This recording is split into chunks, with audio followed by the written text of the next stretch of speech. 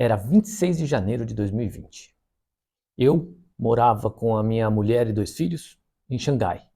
E a gente tinha decidido sair para tirar férias nas Filipinas durante o feriado do Ano Novo Chinês. E naquele dia, a realidade e a ficção iam começar a se misturar. Parecia um dia normal para começo de férias. Mala, pegou as crianças, estava frio, tinha nevado alguns dias antes, e estava todo mundo usando já máscaras, luva, e fomos então para o metrô. No caminho do metrô, a gente notou que a cidade estava um pouco vazia. Já era esperado uma Xangai vazia, porque na época do Ano Novo Chinês, nesse feriado, muitas pessoas viajam. E os grandes centros, como é Xangai, a grande capital, ela costuma se afastar. E quando digo capital, grande capital do estado, né? Ela costuma ficar mais vazia. Até aí, tudo bem. Tinha alguns rumores que eu já tinha ouvido falar no escritório de que um vírus tinha inclusive já matado pessoas em outras províncias, que a gente deveria então ter um cuidado maior com contaminação, não tocar nas coisas, ou evitar sair, evitar para ir em lugares aglomerados. Mas nada disso mudou nossos planos, a gente estava indo para nossas férias nas Filipinas. Quando a gente chegou no metrô, a diferença entre o mundo real e o mundo da ficção científica começou a ficar um pouco mais misturada. Eu me senti entrando num filme de terror, mas na verdade era o início de algo que ia mudar a humanidade para sempre. Aquela estação que costumava estar lotada de gente, cheia, como as estações de São Paulo, estações de metrô muito moderno, estava vazio. Vazio mesmo, não tinha ninguém. Aí vocês veem a imagem que eu postei ontem da gente nos vagões, nos trens. Os trens são todos conectados, então é comum você ver vários vagões. E de repente a gente entra naquele trem e estamos só nós 4. Não tinha mais ninguém. Tudo vazio, tudo vazio.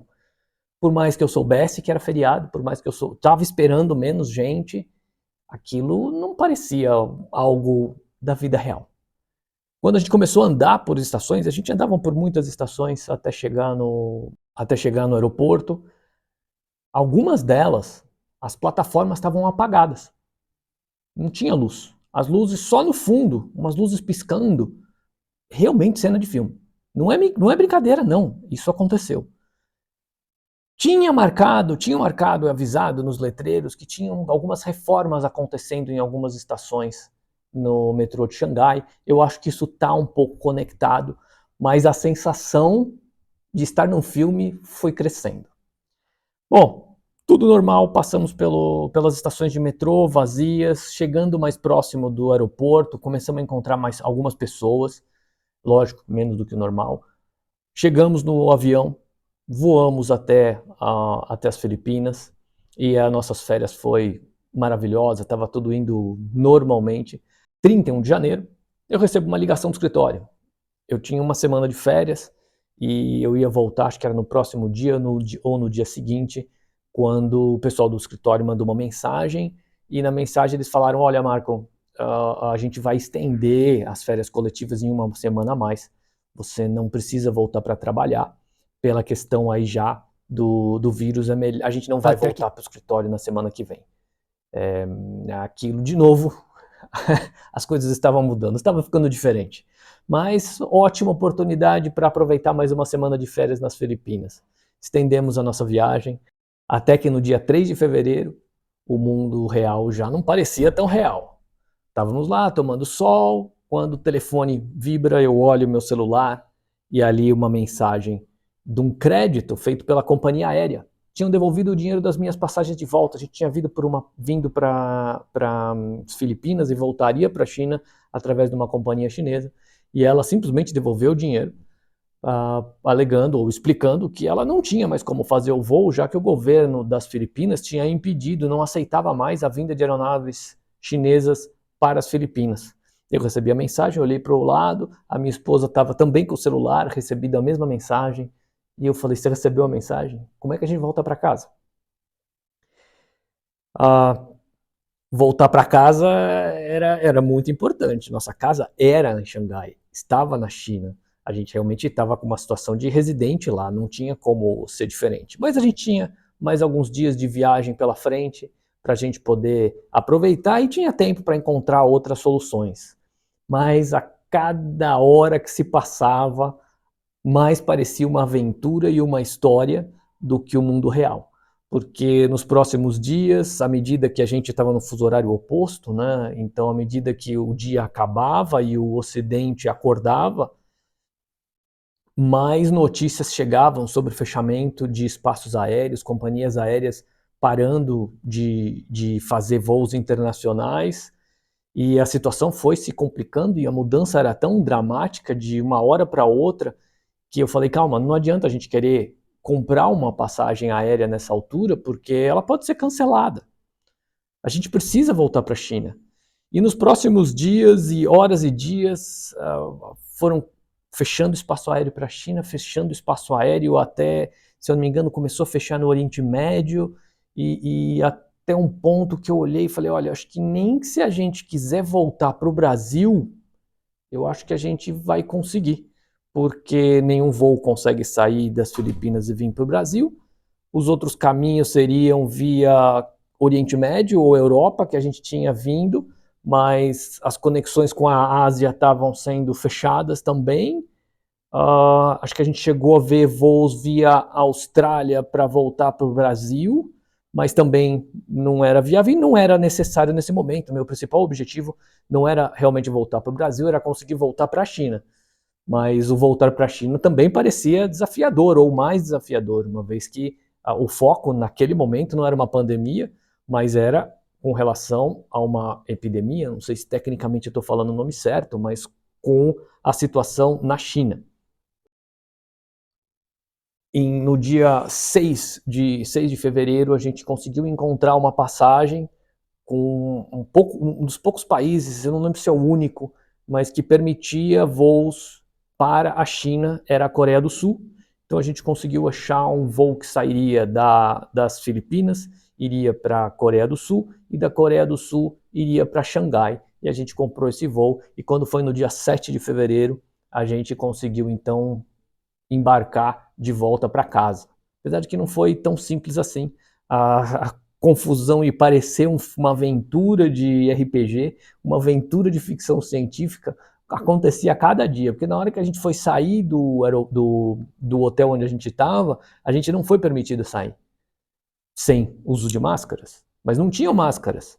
Mas como a gente tinha como saída, como destino a China, eles estavam muito assustados de como alguém com um passaporte brasileiro ia embarcar com destino à China, na qual nas Filipinas já era proibido, você não podia embarcar para a Índia, você não podia das Filipinas embarcar para a China. E então a gente precisava das máscaras para poder circular na rua, poder chegar até o aeroporto já estava com algum tipo de restrição, e aí, felizmente, minha esposa conseguiu, junto do pessoal da enfermaria, que eles dessem para a gente algumas máscaras. Eles vendo que a gente estava voltando para a China, eles deram prioridade para a gente.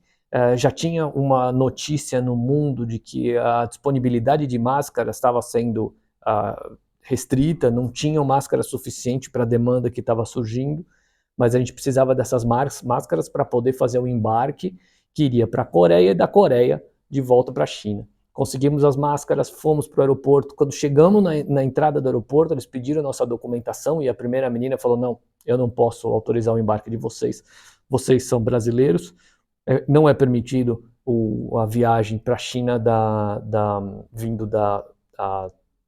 vindo das Filipinas, então não posso permitir que vocês embarquem. Eu expliquei, falei, mas eu sou residente chinês, eu tenho que voltar para a China, até porque lá é a minha casa, eu estou em lockdown, mas eu preciso cumprir o lockdown e quarentena na minha casa, que é em Xangai. Ela chamou o pessoal da gerência, chamou alguém que conseguisse resolver essa situação. Ela então autorizaram o nosso embarque via Coreia, Xangai, e assim nós conseguimos voltar para casa. Quando nós embarcamos, o voo foi normal, mas na chegada da China, em Xangai, foi ainda cena de filme, completamente cena de filme. Desembarcamos, normal, o aeroporto lá é enorme, são, se eu não me engano, 3 terminais. Eu sei que um dos terminais eu já cheguei a desembarcar no gate 87, é muito grande. Mas desembarcamos, fomos caminhando pelos corredores. A princípio, ninguém de assistência, ninguém de...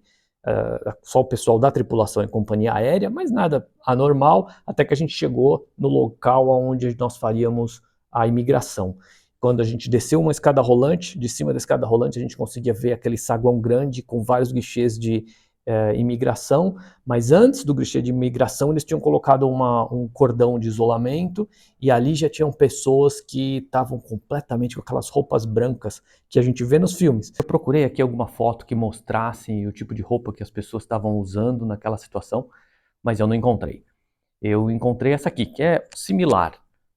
Você nota, esse é o voo, na verdade, de retorno nosso para o Brasil, pela Ethiopian Airlines, que é outra história, mas ajuda a gente a ilustrar um pouco o que acontecia naquele momento e como as pessoas se vestiam para se proteger do vírus. E aquelas pessoas, a gente ficava em fila para poder ser atendido por aquelas pessoas que não tocavam na gente, entregavam um formulário para que a gente preenchesse dados sobre de onde a gente tinha vindo, se alguém tinha tido algum tipo de sintoma. Felizmente todos completamente saudáveis naquele momento, mas a gente interagindo com aquelas pessoas com as roupas completamente brancas, não era só a máscarazinha não, é aquela, sabe, aquele capacete branco e aquela viseira transparente com luvas amarelas, era alguma coisa de filme, de ficção científica.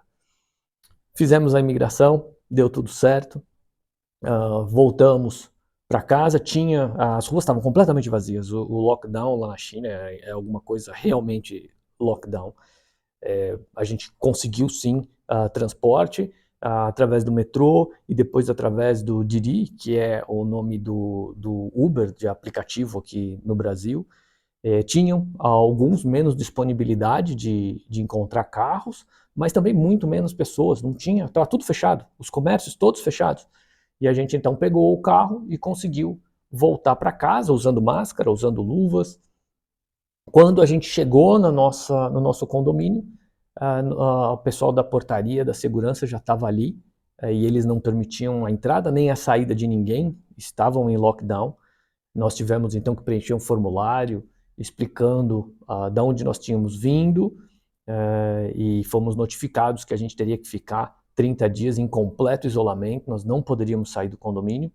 E então nós assinamos a documentação, recebemos umas cartas com carimbos do governo e fomos para o nosso apartamento, aonde, bom, tem muito mais história para contar e eu pretendo compartilhar experiências como essa e outras, além de jogos de RPG, por que não? Além da experiência de como foi e está sendo agora ser autor, escrever sobre ficção científica, inspirado nessa experiência e tantas outras experiências que eu pretendo compartilhar com vocês agora aqui no canal, que mudou de jogando RPG com Marco Castro para pelos mundos com Marco Castro, para que eu possa compartilhar histórias com vocês. Espero que vocês curtam e nos sigam e se divirtam com o que eu tenho a contar.